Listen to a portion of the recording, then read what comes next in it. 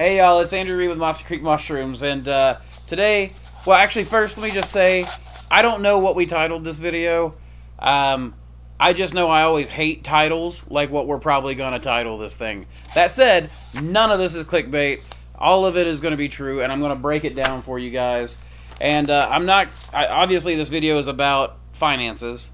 I'm not just going to give you my gross, I'm going to give you my profit margin as well. That's something that always bothers me about these type of videos, is how people don't go into the difference between gross and profit. They always say, make $100,000 a year in your basement,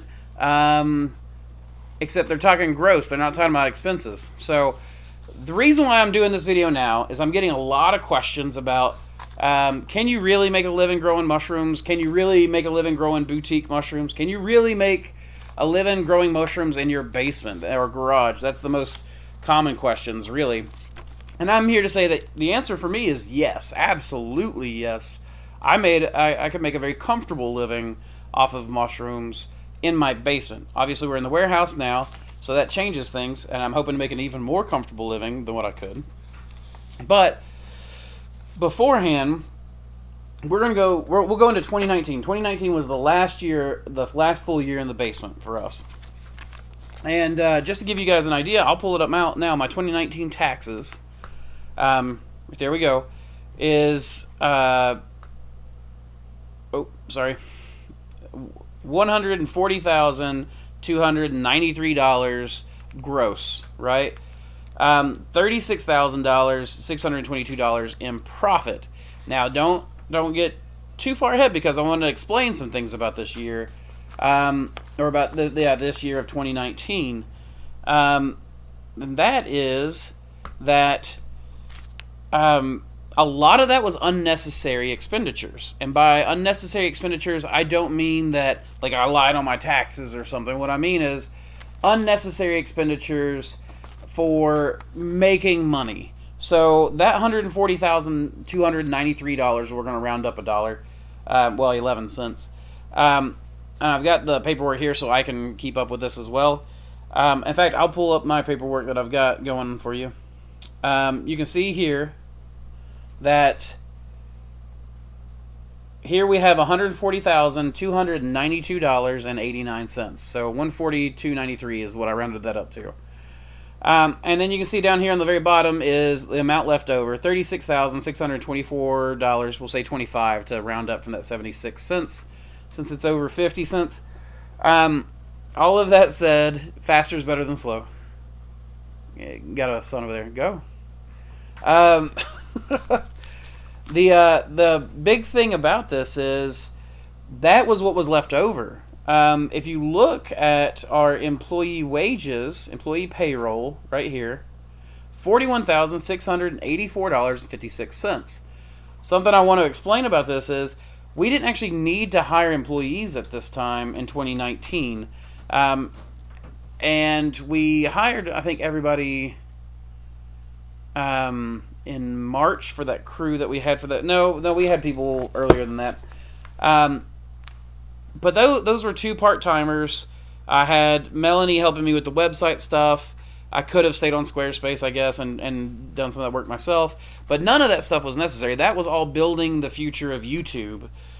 So I hired these employees to take over the bulk work of the mushrooms to make sure that I had enough time to be on YouTube. Samantha had enough time, to start working on digital design and learning that process. And really what she did was she managed the crew while I started the YouTube. And then after a few months of managing the crew and training them, she then came in and did the digital design afterwards. So thankfully she was willing to allow me to start the YouTube before starting her own dream job there. But that $41,684 could have gone to us. Making that, that 36,000, what is it, and $625 plus that, a much greater number for us. You also could cut out, look at this, look at my insanity of my banking overdraft fees. That was all my fault. That was actually some recurring stuff that we had that I did not realize we had, and our personal account got eaten up by overdraft fees when I wasn't paying attention. So after paying those, $2,600 of those, you could have added that just by keeping up with your overdraft fees into our final total. Also, we had, where is that other block? So we've got our Mossy Creek Mushrooms Fit for Work program. We provided protein shakes for the staff, for ourselves. People could do lifting, like weightlifting with us. The physical PT provided after work, so like we had a Charles was a physical trainer, and he was on, kind of a contractor staff. He's actually one of the owners of Mossy Creek Mushrooms, and he would actually he's a physical trainer, and he would do work with us to help keep us healthy and strong and everything else. Then we had the MCM Training and Education, which is educational books we purchased specifically for the staff, for ourselves, to learn new things about mushrooms. So you got 953, 428 tied up in that. MCM Waste Stream Project, I had started the experimentation that didn't go anywhere. That was about $1,500 of that experimentation that we didn't have to do to make profit that year. And then media YouTube expenses, $4,784 once we've rounded up of that. I'm trying to think of what else I had that we could have taken off here. I know that after you add all of that up, let's see. Let me just add that up real quick. So we'll start with the $36,625. Then we'll add in our employee payroll immediately, which is $41,685 because we rounded up. So that's $77,310. And just to give you guys an idea of our employee payroll, Samantha and I were the employees in the beginning, and Ben. Samantha and I were each working about 16 hours a week, and Ben was working about 8 hours a week. Just maintaining our equipment like Thor and Mousetrap and things like that. We could have very comfortably worked a part-time job, and made this much money. So I want you to keep that in mind when we're doing this. So we're at $77,310. And then we're going to add in, let's just do the bank draft because that's the most shameful to me. I cannot believe that I had that much in overdraft fees, but I'm going to share that with you guys anyways because I believe in you and that you should have the truth of what's there for me. Then we'll add in the $953. $953. We'll round that up to 54. Then 429. You guys are going to be just as confused as I am by the time we're done with this. And then the Waste Stream Project of $1,508, and we won't round that up. We'll just knock that 16 cents off.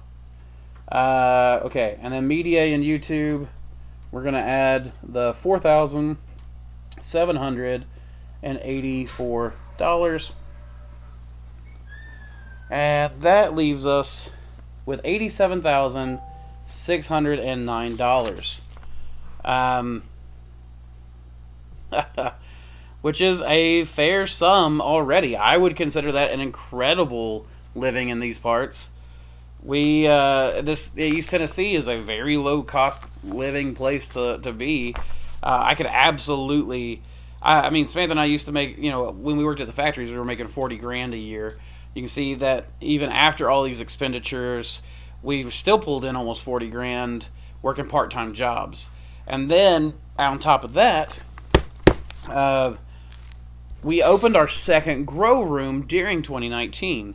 So something I want to discuss with that is the grow room didn't open until February 19th, which means that the grow room didn't start making money until March.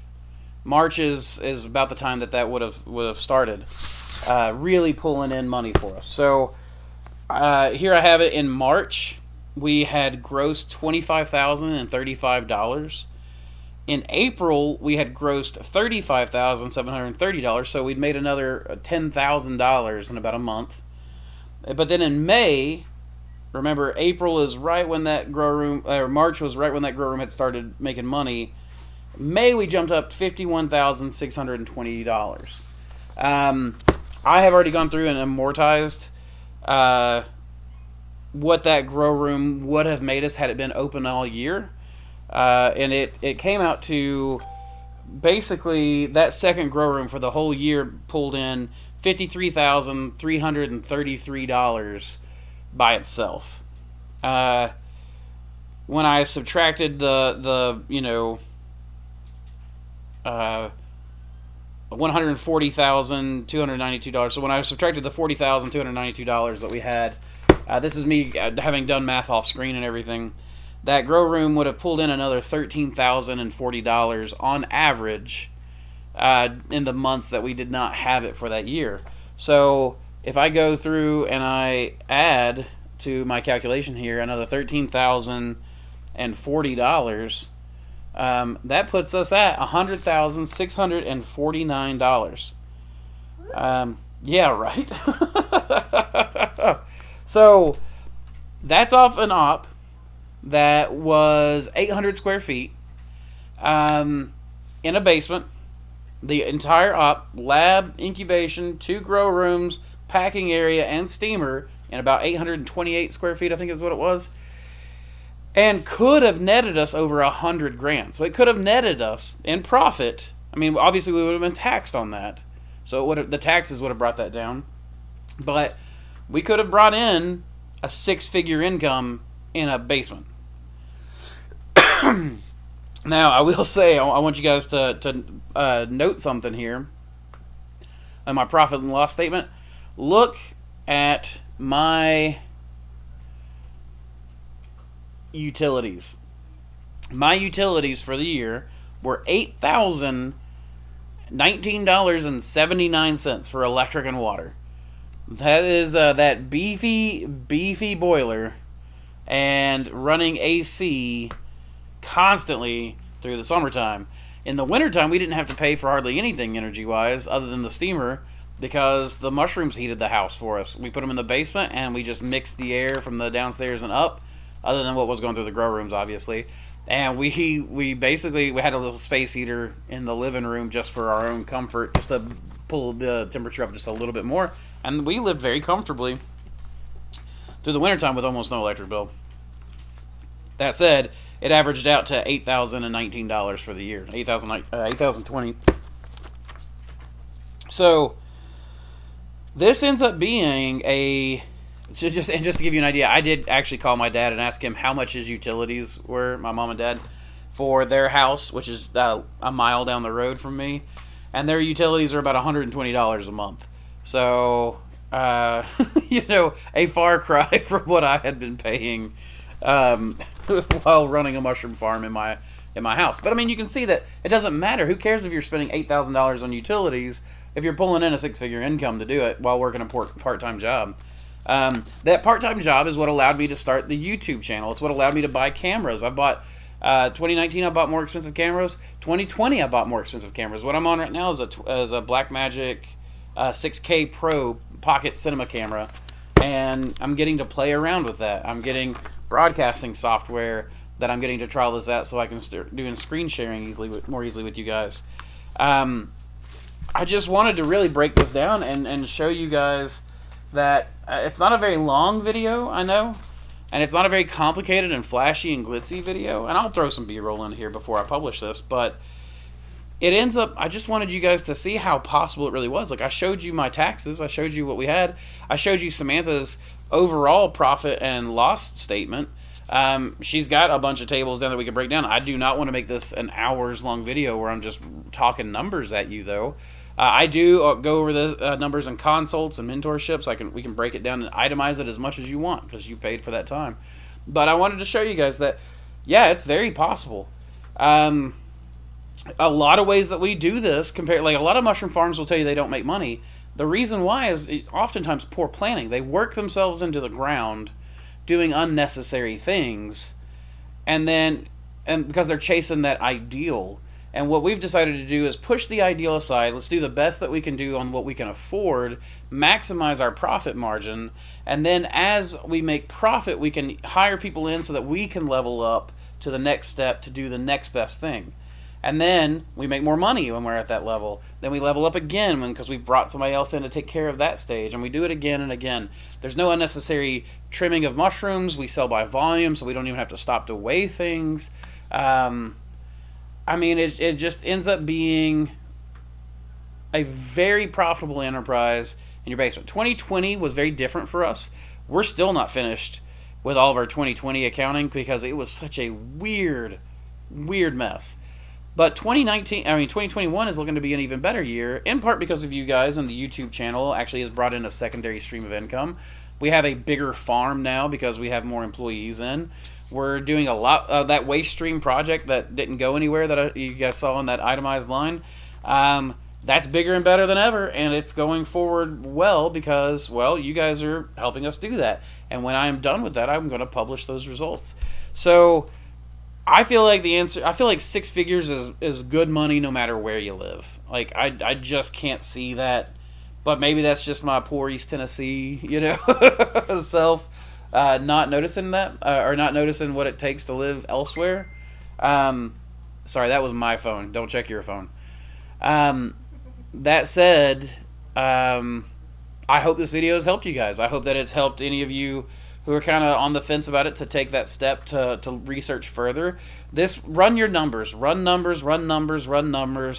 Do not just do anything half-cocked and unplanned. Plan things out. And planning costs so little. I mean, it's just your time and your thinking, your brain power. Plan things out. And then I'm going to do another video here soon called based on Venkatesh Rao's, which is Ribbon Farm. He's the creator of Ribbon Farm. It's a website. He did an essay, I guess you'd call it, called The Return of the Barbarian. But it's all about, like, different modes of thought in approaching the world. And we try to take what he calls the barbarian mindset versus the civilized mindset or the hunter-gatherer mindset, right? And I'm going to do a video on that very, very soon, but I think that that's one of the biggest secrets to our success is that mindset and how we approach to eviscerate any unnecessary thing from our systems. And we work hard to earn idle time.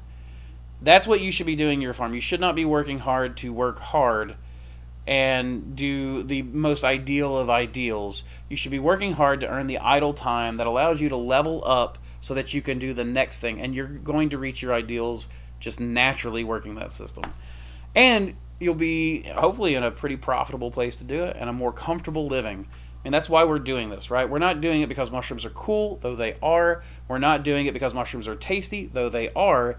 We're doing this because we want to make our lives better. And if you're doing this as a hobbyist, then yeah, you're doing it because it's cool or because they're tasty or because whatever reason you want to do. But if you're doing this to make money, as a farm instead of a hobbyist enterprise, then you're obviously doing this to make a living. And I wanted to show you guys that you could make that living, that you can indeed pull in enough income to provide clothes for your children, shoes on their feet, food on their table, and a roof over your heads. And you can do it fairly comfortably and pretty easily. I feel like I'm kind of repeating myself at this point, so I'm going to end it there. But I hope that all of you guys, please, real quick, in the comments, please, I want to see the comments light up on this one. Prove me wrong. Prove me wrong. I want you to rip my business plan to shreds. So please do that. It's gonna hurt mine and Samantha's hearts, but it'll make us better, and I want you guys to help us make us better. But with that, y'all, keep spawning culture. We'll see you the next time.